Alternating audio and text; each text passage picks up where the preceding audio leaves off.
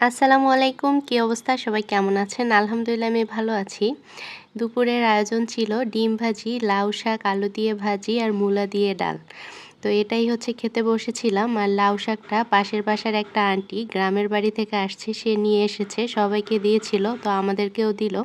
সেটাই হচ্ছে আজকেই রান্না করে ফেলেছি। যেহেতু গ্রাম থেকে নিয়ে আসছে তাই আর ফ্রিজে রেখে বাসি করলাম না। এর মধ্যে কি হয়েছে, খেতে বসেছি আশমিরাকে খাটের উপরে রেখে, ও শুধু আমার দিকে তাকিয়েছিল আর মনে হচ্ছিল যে ও সাইডে চলে আসছে। তারপর আর কি ওকে নিয়ে বসে গেলাম খাওয়া দাওয়া করতে। আজকে শরীরটা খুবই খারাপ লাগছিল।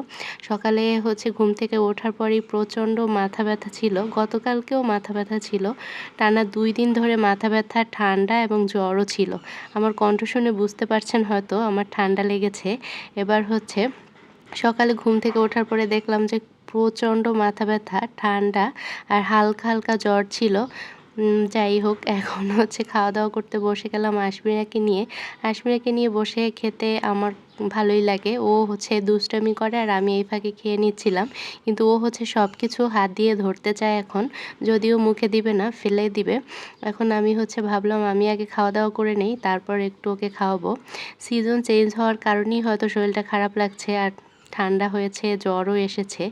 শরীর খারাপটা লাগলে তখন আসলে কোনো কিছুই ভালো লাগে না। আর মাথা ব্যথাটা আমি একদমই সহ্য করতে পারি না। মাথা ব্যথা হলে আসলে অনেক বেশি খারাপ লাগে। কিছুতেই মাথা ব্যথাটা কমছে না। আর এইদিকে ঠান্ডার জন্য মাথা ব্যথাটা আরও বেশি করছিল। তো হালকা পাতলা আয়োজন, রান্নাবান্না করে খাওয়া-দাওয়া করতে বসে গেলাম। হঠাৎ করে খালামণির শরীরটা খুবই খারাপ, অসুস্থ হয়ে গিয়েছে। তো আম্মু হচ্ছে খালামণির সাথে হসপিটালে গিয়েছিল ডাক্তার দেখানোর জন্য। তাই আমি একা, একা আর কিছুই রান্না করলাম না। শাকটা ভাজি করেছি আর ডিম ভাজি করেই খেয়েছিলাম। আর গতকালকে রান্না করা ডাল ছিল, সেটা হচ্ছে নিয়েছিলাম। তো সেটার মধ্যে আবার একটু মূলা দিয়ে তারপর ডালটাকে আবার একটু রান্না করেছিলাম। এই হচ্ছে অবস্থা।